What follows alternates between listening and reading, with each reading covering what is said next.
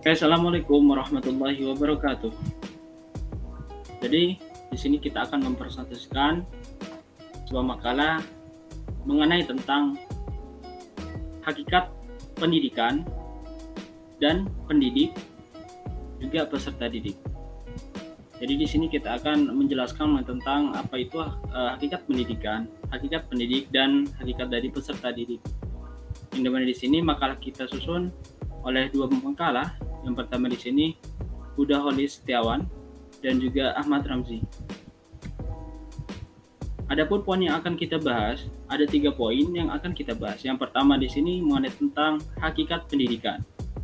Dan yang kedua mengenai tentang hakikat pendidik dan yang ketiga hakikat peserta didik. Adapun alur daripada penjelasan daripada makalah ini, yang pertama di sini mahasiswa itu mendengarkan atau menyaksikan daripada share yang akan kita link di grup WA. Dan yang kedua, di sini mahasiswa memahami apa yang kita sampaikan. Juga mengenai tentang isi daripada makalah. Dan yang ketiga, mahasiswa di sini memberikan argumen daripada apa yang kita jelaskan atau memberikan masukan-masukan dan yang lainnya. Terus yang keempat, di sini mahasiswa bertanya mengenai tentang apa yang sudah kita sampaikan atau hal-hal yang kurang jelas. Oke, seperti itu. Adapun untuk pembahasan pertama di sini akan dibahas langsung oleh saudara Huda Holis Setiawan. Ini mengenai tentang hakikat pendidikan. Apa itu hakikat pendidikan? Pada Mas Huda, dipersilahkan. Ya, terima kasih Mas Ahmad Ramzi. Kita masuk ke pembahasan kita yang pertama, yaitu mengenai hakikat pendidikan. Namun sebelum kita belajar apa itu hakikat pendidikan, alangkah baiknya kita harus tahu apa sih itu istilah hakikat. Istilah hakikat biasa diartikan sebagai karakteristik atau ciri khas dari sesuatu yang bisa membedakannya dari yang lain. Hakikat adalah hal terpenting dari sesuatu yang terdiri atas pengertian yang sifatnya abstrak. Abstrak di sini berarti tidak konkret atau tidak dapat dihayati atau diamati dengan panca indera.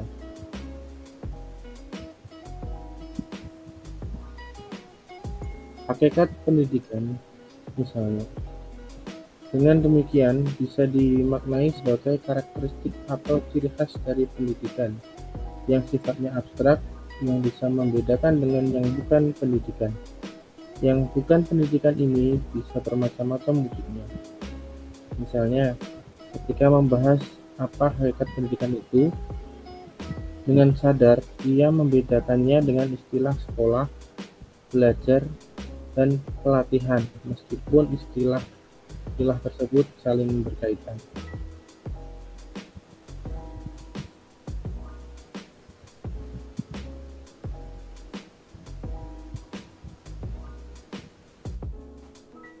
Sementara itu, ada pula yang memahami hakikat pendidikan itu dengan bertolak dari adanya perbedaan hakikat manusia dengan makhluk lain, misalnya binatang. Bertolak dari sini, kemudian muncul banyak pemahaman, misalnya bahwa pendidikan itu adalah untuk manusia, bukan untuk binatang.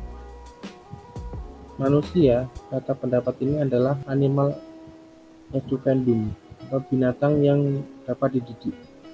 Ada pula yang mengatakan manusia adalah zoon politikon, atau hewan yang bermasyarakat. Maxwell bilang manusia adalah das Tier, atau hewan yang sakit, yang selalu gelisah dan bermasalah.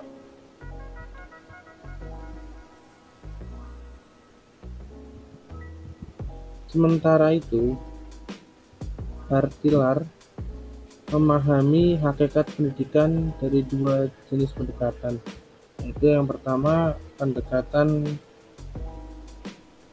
reduksionisme dan pendekatan holistik integratif. Kedua jenis pendekatan tersebut mempunyai kesamaan di dalam memberikan jawaban terhadap persoalan hakikat pendidikan. ialah bahwa pendidikan tidak dapat dikucilkan dari proses kemanusiaan.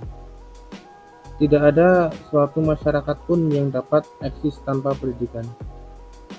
Pendekatan reduksionisme melihat bahwa pendidikan, peserta didik, dan keseluruhan perbuatan pendidikan, termasuk lembaga pendidikan, telah menampilkan pandangan-pandangan ontologis maupun metafisis tertentu mengenai hakikat pendidikan.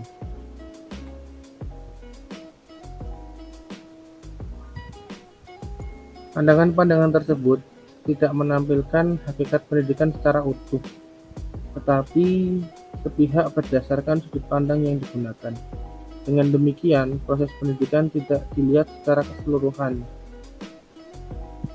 Ada berbagai jenis pendekatan reduksionisme yang berdasarkan sudut pandang yang digunakan masing-masing, dan masing-masing memiliki pendapat yang berbeda mengenai apa hakikat pendidikan itu.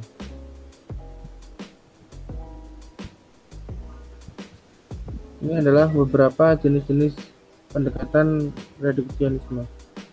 Yang pertama yaitu pedagogisme.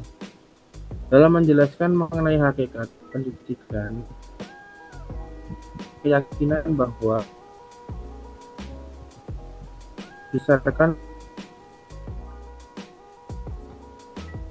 ini yang menjelaskan faktor-faktor yang mempengaruhi perkembangan manusia, misalnya nativisme, anak telah mempunyai kemampuan yang dilahirkan dan tinggal dikembangkan saja, dan empirisme, anak dilahirkan seperti kertas putih yang akan diisi oleh pendidikan. Pandangan ini sangat menghormati perkembangan anak, tetapi cenderung melupakan bahwa anak hidup dalam masyarakat kita hidup bersama yang tertentu pula. Yang kedua yaitu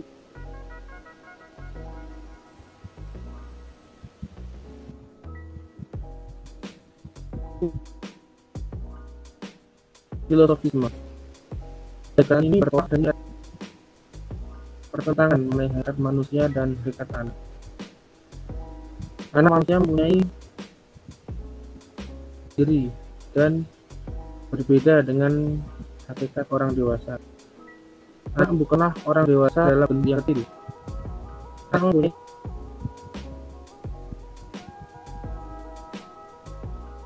nilai-nilai sendiri yang akan berkembang menuju kepada nilai-nilainya, sehingga anak dapat mengambil keputusannya sendiri. Menurut pandangan ini, pendidikan akan berakhir ketika anak manusia menjadi dewasa. Lalu yang ketiga yaitu religionisme.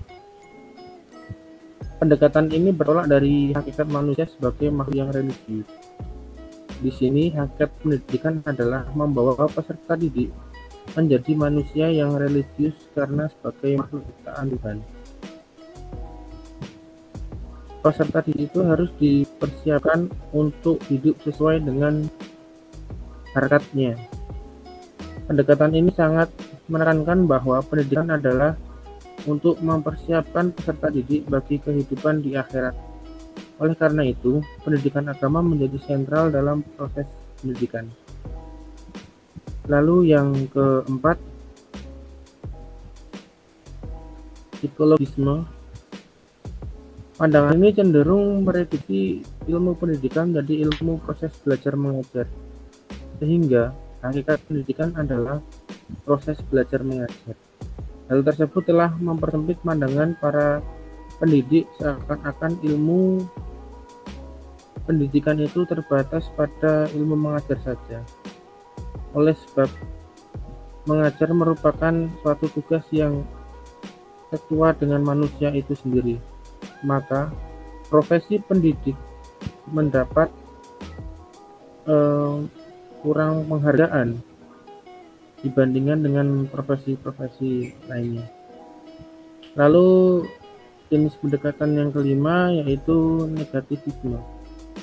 Berdasarkan dengan negativisme ada 3 teori. Jadi jenis pendekatan reduksionisme yang mengenai negativisme itu ada 3 teori ya. Teori yang pertama, tugas pendidik adalah menjaga pertumbuhan anak. Untuk itu perlu disingkirkan hal-hal yang dapat merusak atau yang sifatnya negatif terhadap pertumbuhan tersebut. Segala sesuatu seakan-akan telah tersedia di dalam diri anak yang akan bertumbuh dengan baik apabila tidak dipengaruhi oleh hal-hal yang merugikan pertumbuhan tersebut. Tugas pendidik tidak lebih dari seorang penjaga tanaman yang menghindarkan tanaman tersebut dari gangguan atau hama. Lalu teori yang kedua tentang negativisme, melihat pendidikan sebagai usaha mengembangkan kepribadian peserta didik. Ini pandangan negatif karena mengembangkan kepribadian anak implisit melindungi anak dari hal-hal yang negatif. Hal-hal yang dapat mengganggu perkembangan kepribadian yang bermoral harus dihindari. Tugas pendidik adalah menjaga pertumbuhan kepribadian anak. Lalu teori yang ketiga, proses pendidikan adalah melatih peserta didik menjadi warga negara yang berguna. Ini berarti menghindarkan peserta didik dari hal-hal yang dapat mengakibatkan dia menjadi warga negara yang tidak berguna. Lalu yang jenis yang pendekatan reduksionisme yang terakhir yaitu sosiologisme. Meletakkan hakikat pendidikan pada perluasan hidup bersama dengan masyarakat. Jadi, titik tolak prioritas kepada kebutuhan masyarakat dan bukan kepada kebutuhan individu. Sehingga anggota masyarakat peserta didik harus dipersiapkan menjadi anggota masyarakat yang baik.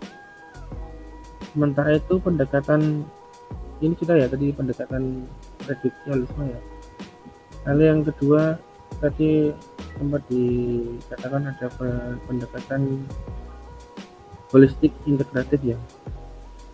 Memandang peserta didik secara menyeluruh, tidak parsial. Hakikat pendidikan dalam pandangan ini adalah sesuatu proses menumbuh kembangkan eksistensi peserta didik yang memasyaratkan membudaya dalam tata kehidupan yang berdimensi lokal, nasional, dan global. Dalam hal ini, pendidikan merupakan suatu proses berkesinambungan. Proses pendidikan berarti menumbuh kembangkan eksistensi manusia yang memasyarakat dan membudaya, di mana proses bermasyarakat dan membudaya tersebut mempunyai dimensi-dimensi waktu dan ruang.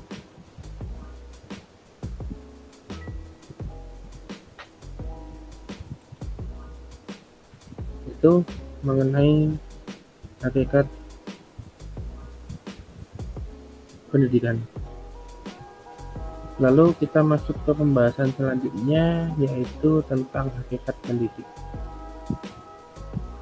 Menurut Al-Rashdin bahwa dalam perspektif falsafah pendidikan Islam dikenal beberapa istilah yang merujuk pada makna pendidik, yaitu murabbi, mu'allim,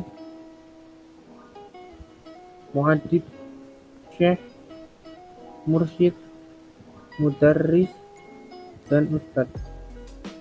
Jika dilacak akar keseluruhan istilah tersebut, maka akan terlihat bahwa penggunaan istilah tersebut terinspirasi dari Al-Quran, hadis, dan ijtihad ulama. Dua istilah pertama, murabbi dan muta'alim, diambil dari Al-Quran.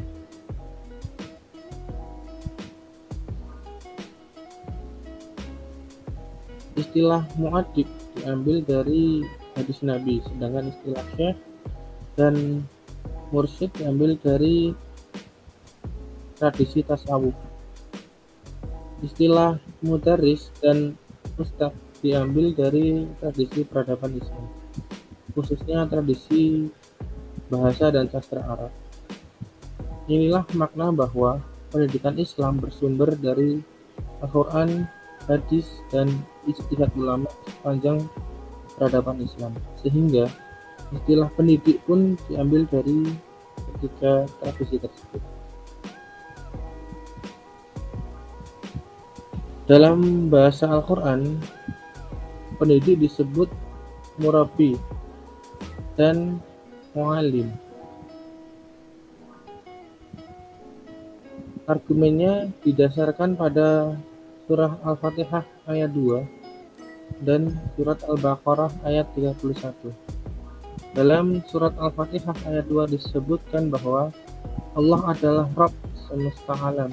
Kata murabbi merupakan bentuk masdar dari kata rabba, berarti mengasuh, mendidik, dan memelihara. Istilah yang digunakan dalam ayat ini adalah Rabb.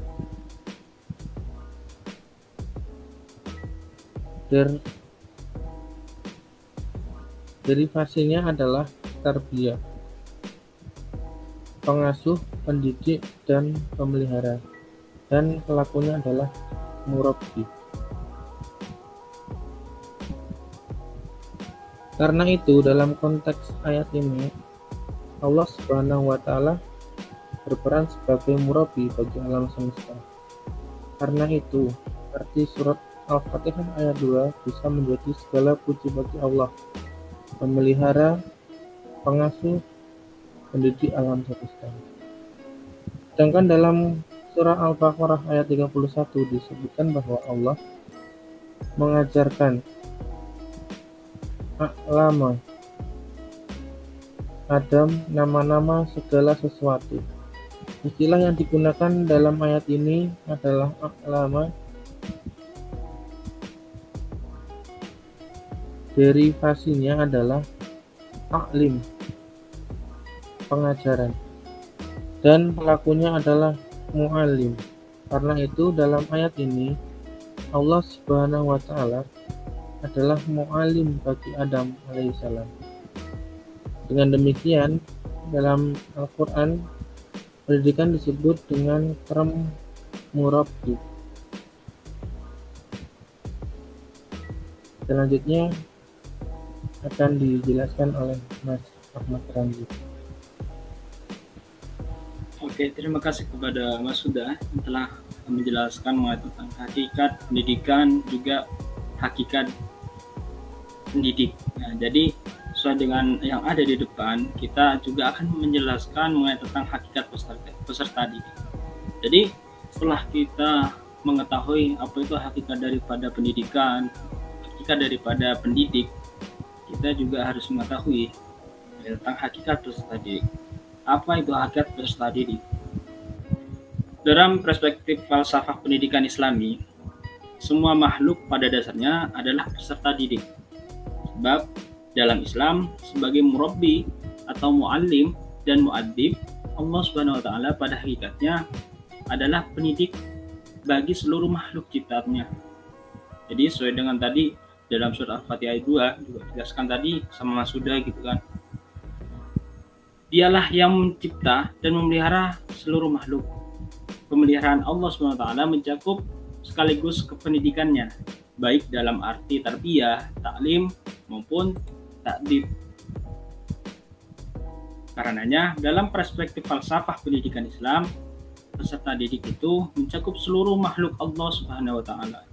Ya, seperti jin, malaikat, manusia, tumbuhan, hewan, dan sebagainya. Karena memang semuanya ini merupakan makhluk Allah. Segala sesuatu yang diciptakan oleh Allah di alam dunia gitu kan, semua ini adalah makhluk Allah. Namun, dalam arti khusus, dalam perspektif falsafah pendidikan Islami, peserta didik adalah seluruh al-insan, yaitu manusia, al-bashar, itu yang melihat, atau Bani Adam yang sedang berada dalam proses perkembangan menuju kepada kesempurnaan atau suatu kondisi yang dipandang sempurna, yaitu al-insan al-kamil, yaitu manusia yang sempurna.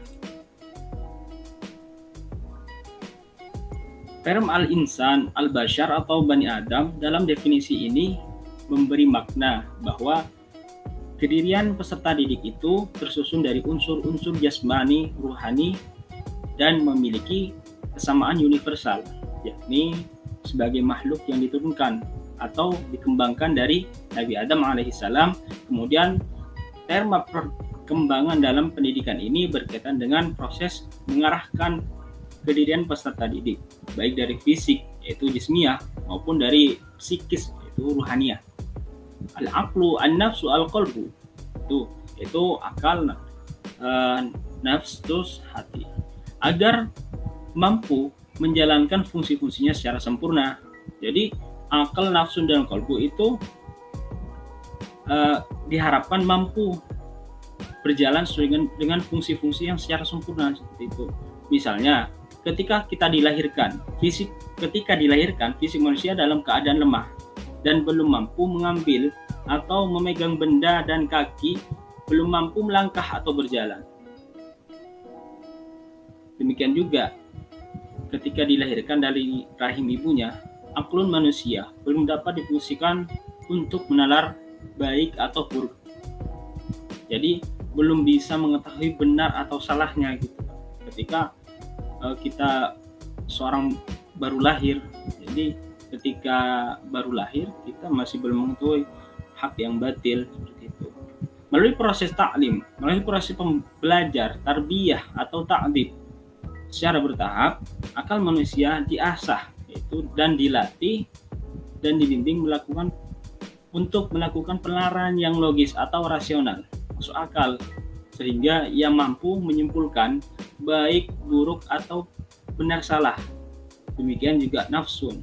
Ketika manusia dilahirkan dari rahim ibunya, ia hanya cenderung pada pemenuhan kehendak atau kebutuhan jismiyah, terutama makan dan minum. Melalui proses taklim, melalui proses belajar dan tarbiyah atau takdib, nafsu manusia, yaitu diri manusia, dilatih dan dibimbing untuk melakukan pengendalian, pemeliharaan, dan kesucian diri. Terus akan halnya qalb, akan halnya hati, ketika manusia dilahirkan dari rahim ibunya, ia hanya potensi laten yang belum mampu menangkap cahaya an-nur dan memahami kebenaran al-haq, itu yang hak, yang benar. Kemudian melalui proses taklim, tarbiyah atau takdib, qalbun manusia, hati manusia dibimbing sehingga mampu menangkap cahaya an-nur dan memahami kebenaran, itu al-haq, serta hidup sesuai dengan cahaya dan kebenaran tersebut.